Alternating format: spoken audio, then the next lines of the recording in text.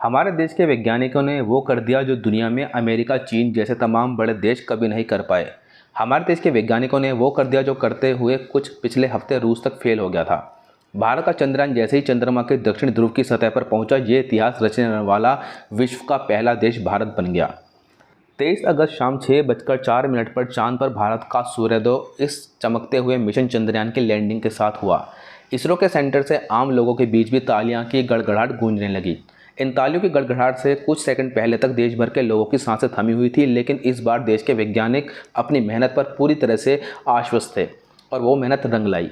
ऐसे में देशवासियों के मन में एक ही सवाल यह भी उठ रहा है कि अब विक्रम और रोवर क्या करेंगे। विक्रम लैंडर पर 4 पेलोलाइट्स क्या काम करेंगे। नंबर 1, रंभा। यह चांद की सतह पर सूरज से आने वाले प्लाज्मा कणों के घनत्व, मात्रा और बदलाव की जांच करेगा। नंबर 2, चास्टे। यह चांद की सतह की गर्मी यानी तापमान की जांच करेगा। नंबर 3, इल्सा। यह लैंडिंग साइट के आसपास भूकंप के गतिविधियों की जांच करेगा।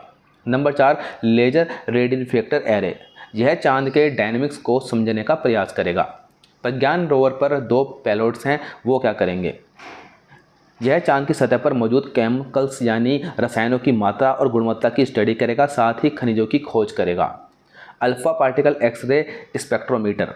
यह एलिमेंट कंपोजिशन की स्टडी करेगा, जैसे magnesium, aluminium, silicon, potassium, calcium, tin और लोहा। इसकी खोज लैंडिंग साइट के आसपास चांद की सतह पर की जाएगी। कुल मिलाकर विक्रम लैंडर और प्रज्ञान रोवर मिलकर चांद के वायुमंडल, सतह, रसायन, भूकंप, खनिज आदि की जांच करेंगे। इससे इसरो समेत दुनिया भर के वैज्ञानिकों को भविष्य की स्टडी के लिए जानकारी मिलेगी।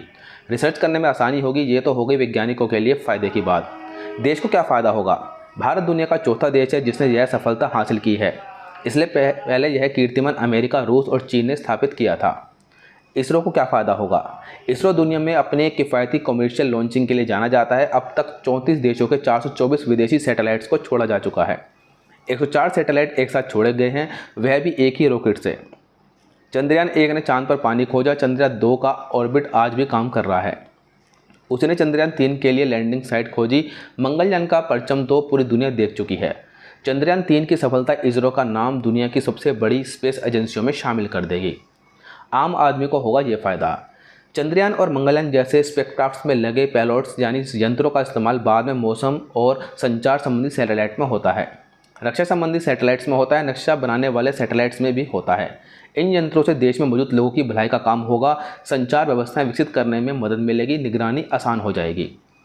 चांद पर एक दिन पृथ्वी के 14 दिनों के बराबर होता है।